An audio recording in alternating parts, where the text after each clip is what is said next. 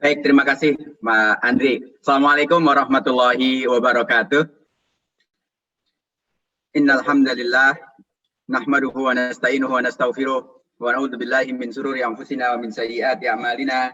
May yahdihillahu fala mudilla lahu wa may yudlil falan tajida lahu waliyyan mursyida. Asyhadu an la ilaha illallah wahdahu la syarikalah wa asyhadu anna Muhammadan abduhu wa rasuluhu la nabiyya ba'dah. Allahumma la ilma lana illa ma 'allamtana innaka antas samiul alim wa tub alaina innaka antat tawwabur rahim. Bapak Ibu yang saya hormati, para dosen di seluruh kampus, saya lihat banyak sekali kampusnya. Salam takdim saya buat Bapak Ibu sekalian. Yang saya hormati Pak Imron dan Ibu Indri, terima kasih atas paparannya. Saya juga banyak belajar tadi. Ibu Bapak sekalian, rasanya secara teori yang disampaikan oleh Pak Imron dan Ibu Indriani tadi itu udah sangat lengkap. Bahkan kalau saya dengarkan dari awal sampai akhir, aspek syariahnya pun tadi sudah dibahas oleh Pak Imron maupun oleh Bu Indri. Maka bagi saya udah sangat ringan sekali sekarang, udah sedikit sekali yang masih perlu saya sampaikan, rasanya hampir nggak ada gitu Pak Andri ya. Jadi saya hanya akan singkat mungkin. Mungkin kita banyak ngobrol aja nanti di diskusi dan saya akan banyak ngobrol berkaitan dengan pengalaman saya menjadi tim ahli syariah misalkan, atau aspek-aspek yang memang belum dibahas dan mungkin nanti diperdalam di sesi tanya jawab gitu kali ya, di bawah sekalian ya. Jadi sebentar saya akan slideshow, tapi mana slideshow saya? Sebentar ya. Bapak Ibu sekalian, kalau melihat tadi sambil saya cari slideshow saya, oke. Ada beberapa hal yang perlu kita cermati bahwa sukuk itu ada yang penawaran umum dan ada yang non penawaran umum. Dua-duanya disebut sukuk. Perbedaannya adalah, ini sekedar sharing dulu sebelum kita masuk. Perbedaannya adalah ketika penawaran umum yaitu ditawarkan lebih dari 100 pihak dan dibeli lebih dari 50 pihak gitu. Sementara yang non penawaran umum itu ditawarkan tidak lebih dari 100 pihak dan tidak dibeli oleh lebih dari 50 pihak atau kurang dari 50 pihak, artinya maksimum 49. Dua-duanya menjadi tren. Kalau di konvensional sering disebut dengan MTN, medium term notes, terms note gitu, medium terms note. Kemudian dua-duanya secara istilah masuk dalam kategori sukuk seperti istilah yang disampaikan oleh Pak Imron tadi. Itu dua-duanya masuk dalam kategori sukuk. Yang satu penawaran umum, yang satu tidak penawaran umum. Biasanya yang tidak penawaran umum karena memang udah ada private placement. Artinya ada suatu investor yang akan membeli dengan nominal yang besar, yang mungkin cuma 5-4 investor, yang paling tidak lebih dari 49 atau enggak nyampe 50 pihak yang membeli sukuk ini. Ini menarik. Efeknya bukan hanya sekedar jumlah investor, efeknya juga nanti di perjanjian-perjanjian istilah yang digunakan pun berbeda. Jadi kalau tadi banyak diistilahkan ada PWA, perjanjian wali amanat, di mana wali amanat itu biasanya adalah bank, izinnya kepada bank gitu ya. Bank yang mewakili para investor itu berakad, namanya perjanjian perwali amanatan atau PWA. Biasanya kalau notaris suka nyebutnya PWAS untuk membedakan antara PWA obligasi dengan PWA sukuk. Gitu. Nah, sementara kalau di yang non penawaran umum, dokumennya bukan PWA, karena posisinya bukan wali amanat, karena wali amanat itu penawaran umum, maka posisinya adalah nanti perjanjian penerbitan namanya. Nah, perjanjian penerbitan, bukan perjanjian perwali amanatan. Isinya, substansinya sebetulnya mirip, karena memang istilah perwali amanatan atau wali amanat itu hanya untuk yang penawaran umum, sementara yang penawaran terbatas atau tidak penawaran umum itu tidak menggunakan wali amanat. Juga nanti dokumen prospektus. Prospektus itu juga diterbitkan dalam penerbitan sukuk yang ada penawaran umum, sementara yang tidak penawaran umum atau non penawaran umum itu biasanya menggunakan info memo, informasi memorandum gitu ya. Jadi itu beberapa perbedaan. Demikian pula dalam hal nanti ketentuan sama OJK-nya, bahwa di OJK itu kalau sukuk yang penawaran umum harus ada tas yang dedicated dan segala macam. Tapi kalau yang non penawaran umum secara aturan tidak harus ada tas, tapi harus ada pihak yang memahami keuangan syariah, ekonomi syariah, muamalah syariah untuk menyatakan bahwa itu sesuai dengan prinsip syariah. Tapi di market selalu mereka juga tidak pede karena nanti investornya nggak mau kalau tidak ada pernyataan kesesuaian syariah dari tim ahli syariah. Nah, menambahkan apa yang disampaikan oleh Bu Indri tadi terkait dengan ASPM dan tim ahli syariah dan DPS. Jadi begini, prinsipnya, mohon maaf kalau mengulang ini ya, prinsipnya ASPM itu izin yang diberikan oleh OJK, yang ada prosedur-prosedurnya. Untuk menjadi Dewan Pengawas Syariah di industri pasar modal syariah, DPS harus memiliki izin ASPM, gitu ya. Ya, jadi DPS apakah itu MI, apakah itu nanti misalkan bank yang TBK, misalkan gitu. Nah itu kalau memang itu berkaitan sama pasar modal syariah, maka DPS-nya harus mendapatkan izin ASPM, ahli syariah pasar modal. Sementara penerbitan suku kan boleh diterbitkan oleh lembaga atau oleh perusahaan yang memiliki unit syariah ataupun lembaga keuangan syariah yang memang dedicated ada DPS-nya, boleh juga diterbitkan oleh perusahaan misalkan Telkom, misalkan Indosat, misalkan Matahari. Mana ada DPS di Telkom, mana ada DPS di Indosat, mana ada DPS di Matahari, gitu kan? Maka karena nggak ada di sana namanya DPS, maka ada tim ad hoc namanya tim ahli syariah. Dalam hal DPS, dalam hal lembaga yang memiliki DPS, maka boleh menggunakan DPS untuk menerbitkan pernyataan kesesuaian syariah.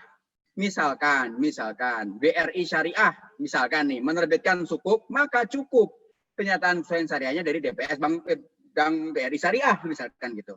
Tapi dalam hal ada DPS, tapi DPS-nya mungkin tidak menerbitkan atau apa, atau emitennya memilih, misalkan meskipun di BRI Syariah itu ada DPS, tapi emitennya memilih ada tim ahli syariah yang dedicated untuk mengawal sukuknya, ya diperbolehkan juga, artinya tidak ada larangannya. Ya, presentasi memang belum saya munculkan, Ibu.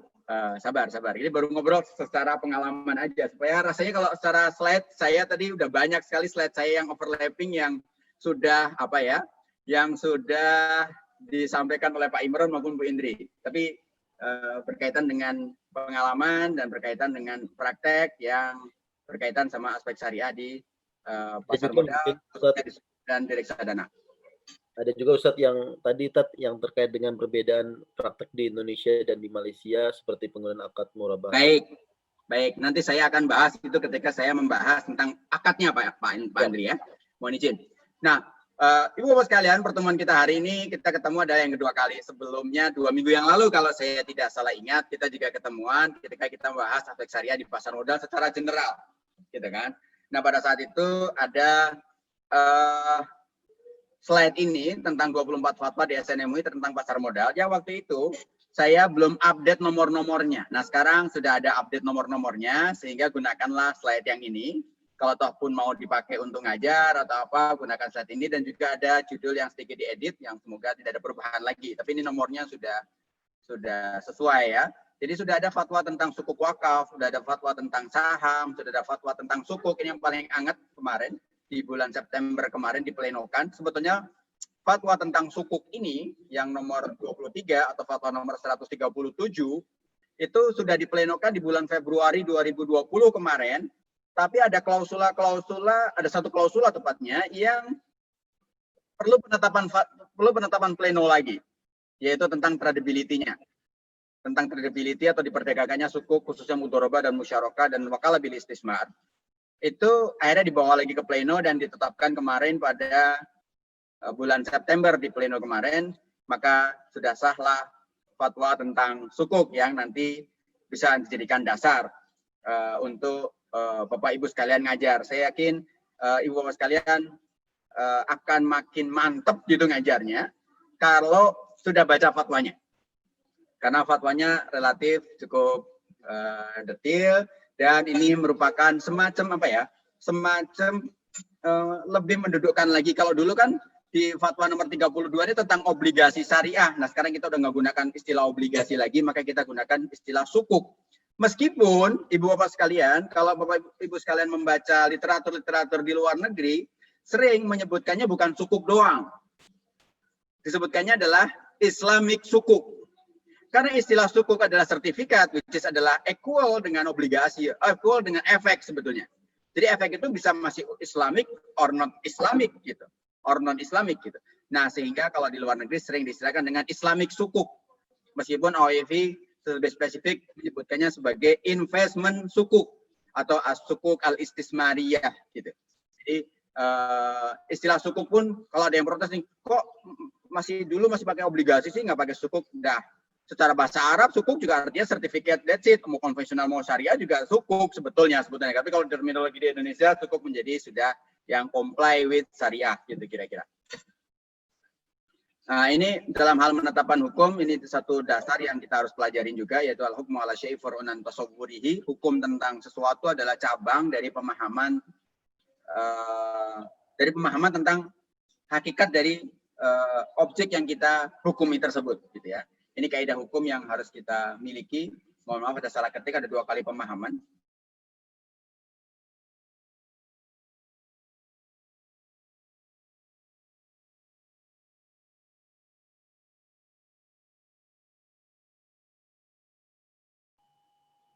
Halo, Tat? Halo? Halo? Assalamualaikum Bapak Ibu sekalian.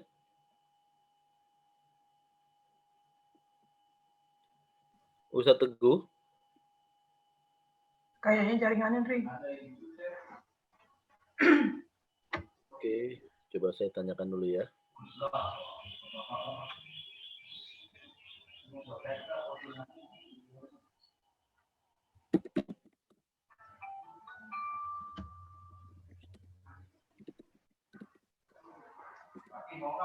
Mungkin sambil nunggu boleh ya, Tri ya? Tadi. Boleh. Maaf, keputus ya tadi ya. Iya. Iya, Tat. Jaringan ya? Saya nggak tahu nih tiba-tiba terputus. Maaf ya. Ya, Oke, saya slide show lagi deh. Oke. Ya. Oke. Sudah kelihatan sekarang, Pak? Sudah aman. Ya. Jadi jangan sampai salah sebut, kayak SBY waktu itu nyebutnya sukuk itu apa, SBSN itu sebutannya adalah surat berharga negara syariah. Nah, kebalik dia. Jadi yang syariah negaranya gitu, jangan sampai salah ya. Itu sih sekedar joke aja. Ini tadi sudah disampaikan sama Pak Imron. Nah, ini tentang pengertian sukuk menurut fatwa DSN MUI nomor 137 ya. Sukuk adalah surat berharga syariah, efek syariah berupa sertifikat atau bukti kepemilikan yang bernilai sama yang mewakili bagian kepemilikan yang tidak bisa ditentukan batas-batasnya atau musya dalam istilah fikihnya atas aset yang mendasarinya atau usul sukuk ya atau aset sukuk. Kita menghindari menggunakan kata-kata underlying sukuk karena di pasar seringkali underlying sukuk dipahami dengan salah paham atau dipahami sebagai jaminan. Nah, padahal sukuk itu bisa ada jaminan, bisa juga tidak ada jaminan. Jaminan kebendaan maksudnya, jaminan atas suatu aset atau jaminan terhadap sesuatu gitu ya. Nah, ini tidak menggunakan kata-kata underlying supaya tidak terjadi salah paham di masyarakat atau di pelaku pasar. Syaratnya adalah setelah disebut sukuk, setelah diterimanya dana sukuk, ditutupnya pemesanan dan dimulainya penggunaan dana. Nah, ini disebut sukuk karena itu. Jadi ada 3 syarat: diterimanya dana, penutupan pemesanan, dan bad'u istigdam dari dananya itu dimulai, atau bad'un istigdamin atau bad'un nasyat kalau dalam AOIV disebutkan seperti itu. Dimulainya penggunaan dana untuk suatu kegiatan sebagaimana sukuk itu diperuntukkan. Gitu ya. Nah, ini aset sukuknya bisa 5 kategori tadi sudah dijelasin juga. Nah, ini karakteristik sukuk. Ini tadi juga sudah banyak dijelaskan, tapi ini perlu Bapak Ibu sekalian pahami ya. Kira-kira usul sukuk atau aset sukuk yang digunakan sebagai dasar penerbitan sukuk harus sesuai dengan prinsip syariah. Artinya kalau ijarah ya barangnya harus ada, barangnya harus yang comply with syariah gitu. Kalau mudharabah kegiatan usahanya juga sesuai dengan prinsip syariah. Kalau wakalah apa yang diwakalahkan, istismarnya apa itu harus sesuai dengan prinsip syariah. Usul sukuk juga merupakan milik pemegang sukuk atau sukuk holder. Setiap unit sukuk wajib memiliki nilai yang sama atau mustasawiyatul qimah. Atau tidak boleh ada preference di sini antara satu pemegang sukuk dengan pemegang sukuk yang lainnya. Sukuk pada saat diterbitkannya tidak mencerminkan utang. Ya. Penerbit kepada pemegang sukuk melainkan mencerminkan kepemilikan pemegang sukuk terhadap aset sukuk. Ya, aset sukuk itu bisa juga kegiatan, bisa juga manafik, bisa juga a'yan. Itu tadi yang 5 tadi itu. Jadi kelima-limanya cover ini. Ya. Sukuk dapat berubah menjadi utang piutang atau dain dalam hal sukuk berubah menjadi utang piutang. Jadi atau menjadi piutangnya si pemegang sukuk kepada penerbit sukuk atau emitennya. Pada prinsipnya penerbitan sukuk harus ada jangka waktu, kecuali disepakati lain, misalkan perpetual sukuk yang tidak ada jangka waktunya itu dibolehkan, prinsipnya dibolehkan. Penerbit wajib membayarkan pendapatan, ini suatu hal yang wajar ya. Jadi kalau tadi ada pertanyaan, kalau gitu nggak ada returnnya, ada imbal hasilnya, tapi biasanya imbal hasilnya itu fix, tetap, bukan berarti nilainya nggak naik ya. Imbal hasil dalam sukuk mudharabah dan musyarakah, ini yang paling penting untuk dicermati nih Bapak sekalian. Imbal hasil sukuk dengan akad mudharabah dan musyarakah harus berasal dari kegiatan usaha yang menjadi aset sukuk. Jadi ini menyerupai dengan aset back sukuk seperti yang disampaikan sama Ibu Indria tadi. Artinya kalau memang sukuknya mudharabah musyarakah untuk spesifik project, untuk spesifik kegiatan usaha, maka bagi hasilnya harus dari kegiatan usaha tersebut, tidak boleh diambilkan dari kegiatan usaha yang lain. Misalkan si perusahaan punya banyak lini bisnis gitu kan. Nah, si yang dibiayain adalah lini A. Maka bagi hasil dari lini A. Bukan bagi hasilnya dari laba ruginya perusahaan, bukan. Tapi dari si di bidang A tersebut aja gitu. Ini karena spesifik karakter dari mudharabah dan musyarakah itu tadi. Ya. Nah, akadnya, ini saya mau masuk nih Pak Andri ya, terkait dengan tadi banyak pertanyaan berkaitan dengan murabahah dan sebagainya. Di Indonesia saat ini hanya ada 3 yang sudah berjalan, mudharabah, ijarah, dan wakalah. Kalau ataupun ada sedikit kombinasi, yang ujungnya juga ijarah juga, seperti di sukuk negara itu ada sell and lease back, atau aset to be lease, itu semuanya basicnya adalah sebetulnya ijarah meskipun di situ ada baiknya, Dan ini tidak masuk dalam kategori bai'ataini fi bai'ah atau safqataini fi safqah yang minggu yang lalu kita sempat bahas. Tidak, skema ini adalah memang ada 2 transaksi tapi dalam 2 akad atau ada 2 akad dalam 2 transaksi, bukan 2 akad dalam 1 transaksi gitu ya. Jadi transaksinya sendiri-sendiri dalam satu produk. Produknya namanya sukuk ijarah misalkan, tapi ada akad ini untuk ini, antara ini dengan ini, akad ini untuk ini dan ini gitu. Sehingga akadnya itu masing-masing terpisah. Nah, dalam fatwa 137 tentang sukuk itu dijelaskan bahwa sukuk itu bisa menggunakan akad mudharabah, ijarah, wakalah, ini yang udah berjalan, bisa juga musyarakah, bisa juga murabahah, bisa juga salam, bisa juga istisna, dan juga akad-akad lain. Nah, jadi masih dibuka ruang untuk terbuka akad-akad lain. If any di kemudian hari ada akad-akad yang digunakan dalam penerbitan sukuk, gitu ya. Nah, kenapa sukuk murabahah di Indonesia belum ada? Yang kita harus pahami bahwa bukan nggak boleh, gitu ya. Bahwa ada atau nggak ada itu memang marketnya menilainya seperti apa. Di antara kelemahan atau kenapa market tidak memilih sukuk murabahah, Pak Edi atau Bapak Ibu sekalian, adalah sukuk murabahah itu kan gini ya. Bapak Ibu sekalian, ketika Anda bermurabahah dengan bank syariah misalkan, membeli suatu objek, sebutlah rumah. Saya beli rumah dengan akad murabahah dengan bank syariah. Kapan kepemilikan rumah itu berpindah ke saya sebagai nasabah? Yaitu setelah akad murabahah terjadi. Ya, harga rumah misalkan 1 miliar dimurabahahkan ke saya menjadi kan murabahah itu cost plus purchasing gitu kan, apa sih, jual beli dengan margin gitu kan. Nah, jual belinya marginnya berapa? Anggaplah marginnya 500 juta sehingga bank menjual ke saya rumah yang harga 1 M dari developer itu dijual ke saya 1,5 miliar. 1,5 miliar yang harus saya bayarkan untuk jangka waktu misalkan 10 tahun misalkan gitu, misalkan 10 tahun. Nah, ketika akad murabahah terjadi, yaitu jual beli antara nasabah dengan banknya itu terjadi, maka saat itu nasabah sudah memiliki rumah, bank sudah tidak memiliki rumah. Yang terjadi adalah bank memiliki hak tagih atau memiliki piutang kepada nasabah untuk jangka waktu 10 tahun yang belum jatuh tempo. Nasabah posisinya memiliki utang. Karena posisi setelah akad adalah utang piutang yang bukan karena court, utang piutang yang muncul karena adanya baik yang tidak tunai, karena adanya jual beli yang tidak tunai, maka posisinya adalah utang piutang yang sah. Berapa utangnya? 1,5 M. Contoh tadi nih, 1,5 miliar utang saya. Gitu. Kalau ini diskemakan ke dalam sukuk, maka yang tersisa setelah terjadi akad murabahah adalah terjadinya munculnya utang piutang. Berapa jumlah utang piutangnya? 1,5 M. Nilai pokok plus margin. Nah, harus kita pahami. Nilai pokok plus margin. Kalau itu diperdagangkan, maka harus mengikuti bai'us shorf, ketentuan bai'us shorf. Kita tahu bai'us shorf itu ada 2 syaratnya, yaitu harus tunai dan harus sama. Ya dan biadin mislan bimislin sawal misalin. Gitu kan. Ya dan biadin harus tunai. Mislan bimislin dan sawal misalin itu harus sama nilainya. Artinya apa? Kalau toh itu diperdagangkan, harus at par. Itu syarat yang pertama, sama.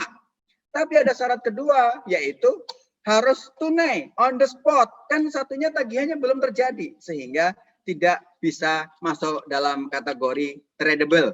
Artinya sukuk murabahah mungkin diterbitkan, tetapi tidak tradable. Kalau memang ada perusahaan yang memang menerbitkan sukuk, yang memang tidak diniatkan tradable, itu sangat dimungkinkan. Hanya saja biasanya kalau sukuk ada yang tradable dan ada yang non-tradable, rate-nya lebih tinggi yang non-tradable karena investor tidak bisa mendapatkan likuiditas sampai dengan jatuh temponya kelak nanti. Ya kan? Jadi itu bagi investor sesuatu hal yang bisa menambah risiko. Karena ada menambah risiko, maka terjadilah kenaikan rate kan gitu. Ekspektasi imbal hasilnya dia naikkan. Hal ini berlaku juga untuk salam dan istisna. Musyarakah aja itu mungkin, tapi memang belum ada. Artinya karena ada perusahaan yang harus chip in juga segala macam. Nah, ini yang menjadikan kenapa si akad ini tidak digunakan. Itu tadi beberapa hal terkait dengan akad. Skema-skemanya tadi yang disampaikan Ibu Indri kurang lebih sama. Intinya adalah ini contoh skema. Yang disampaikan Ibu Indri tadi juga contoh skema yang implementasinya bisa bermacam-macam. Bahkan OJK sudah menerbitkan himpunan sukuk, skema sukuk. Yang itu bisa jadi acuan kalau Anda menjadi tim ahli syariah atau Anda dalam mengajar. Skemanya itu ada belasan apa puluhan tuh, banyak sekali yang kita bisa terapkan sesuai dengan karakter dari si perusahaan tersebut, gitu ya. Nah, ini ada ijarah, ini ada ijarah pun dalam hal ini asetnya milik siapa namanya, milik penerbit gitu, milik emiten. Bisa juga asetnya tidak dimiliki oleh emiten, tapi dimiliki oleh anak perusahaan emiten. Bisa juga dimiliki oleh penyedia jasa lainnya atau supplier gitu. Nah, ini macam-macam. Maka akadnya bisa berbeda. Akad ijarahnya bukan dengan emiten, tapi akad ijarah dengan anaknya emiten. Dengan emiten hanya wakalah, misalkan gitu. Nah, macam-macam skemanya yang bisa digunakan sehingga wajib bagi para dosen sekalian untuk membaca himpunan skema sukuk yang sudah diterbitkan oleh OJK.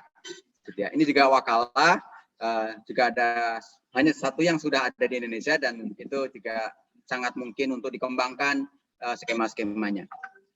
Ini tentang penerbitan sukuk. Apabila sukuk itu menggunakan akadnya murabahah, harus mengikuti ketentuan-ketentuan murabahah dalam fatwa-fatwa DSN. Gitu ya. Ijarah pun demikian, harus mengikuti ketentuan-ketentuan ijarah dalam fatwa-fatwa DSN. Ini saya kutip benar-benar teks dari fatwa yang baru rilis kemarin. Gitu ya. Nah, ini yang menarik, ini yang menjadi perdebatan yang cukup panjang dalam penyusunan fatwanya, yaitu tentang tradability, perdagangannya sukuk. Ya. Kesimpulannya adalah sukuk itu boleh diperdagangkan di pasar sekunder dengan syarat usul sukuk, aset sukuknya itu tidak berupa dain dan juga tidak berupa uang. Karena kalau berupa dain dan berupa uang, maka dia harus diperdagangkan dengan cara SORF, dan itu hampir tidak mungkin bisa dilakukan. Hampir tidak mungkin bisa dilakukan. Sehingga kecuali kalau memang dia hold to maturity, tidak diperdagangkan ya.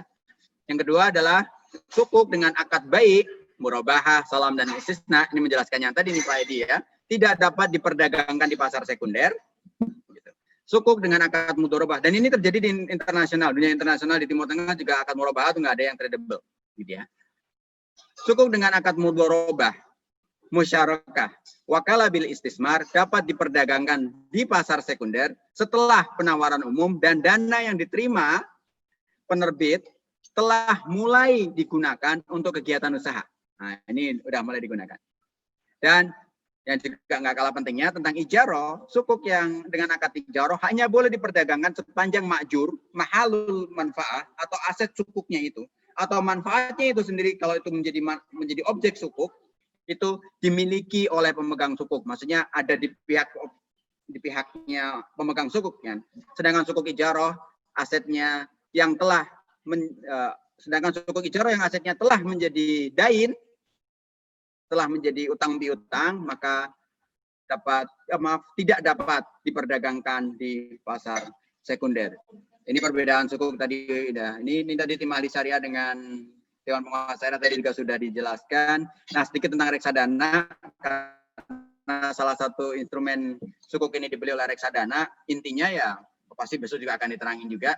Ini sebetulnya transaksi yang secara karakternya sudah comply with syariah, gitu ya, karena investor memberikan kuasa kepada manajer investasi untuk mengelola dananya dan memberikan kuasa kepada bank kustodian untuk menyimpan dana, mengadministrasikan dan mensettlementkannya, gitu kan. Kemudian investor ini dananya dikelola oleh manajer investasi untuk ditempatkan di sukuk, saham, deposito, atau instrumen-instrumen syariah lainnya yang karena akadnya adalah akad wakalah, maka seluruh hasil maupun kerugian, gitu kan, menjadi miliknya investor karena akadnya adalah akad wakalah. Nah, wakalahnya itu adalah masuk dalam kategori wakalah bil istismar bil ujroh. Jadi wakalah untuk menginvestasikan di mana wakil mendapatkan fee. Nah, kalau kita baca fatwa tentang ijaroh nomor 120-an, saya lupa 121 kalau nggak salah, itu 112, maaf, 112 itu dinyatakan bahwa ujroh atas ijaroh termasuk juga kas wakalah bil ujroh itu boleh berupa rumus atau persentase tertentu. Nah, di sini maka bisa digunakan atau sudah digunakan oleh reksadana yang bentuknya KIK ini untuk memberikan ujroh berupa persentase dari dana kelolaan yang dikelola oleh oleh manajer investasi. Itu sih kira-kira aspek syariahnya. Kalau jenisnya udah banyak banget yang insya Allah besok akan diterangkan. Sedikit berkaitan dengan